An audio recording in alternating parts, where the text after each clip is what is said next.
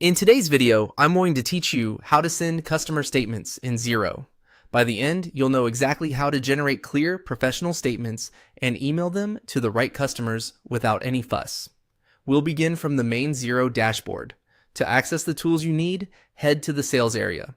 This is where Xero keeps everything related to what your customers owe you. Once you're in sales, open the invoices section. Even though you're not creating a new invoice right now, this is the quickest path to the statements feature. From the invoices view, look for the option to send statements and click it. This opens the dedicated statements page where you can control the time period and narrow down which customers you want to include. Set your date filter so the statement covers exactly the period you want. Most businesses choose a full month or the current overdue period, but pick the range that matches the story you want the statement to tell. Quick tip: an activity statement shows all transactions within your chosen dates, while an outstanding statement focuses on what's still unpaid.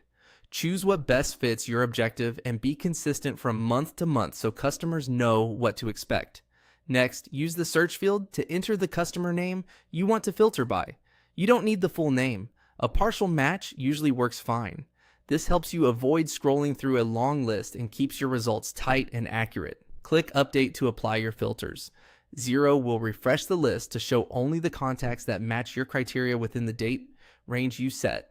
Now, select the customer by ticking the checkbox next to their name. If you're sending statements to more than one customer at once, you can select multiple checkboxes.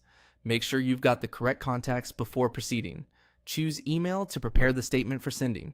You'll see an email window with a subject line and message body, and the statement will be attached automatically. Take a moment to confirm the details. Look right.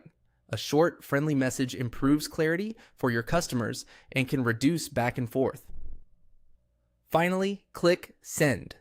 Xero will dispatch the statement to the email address saved on the customer's contact record, and you'll see a confirmation that it's been sent.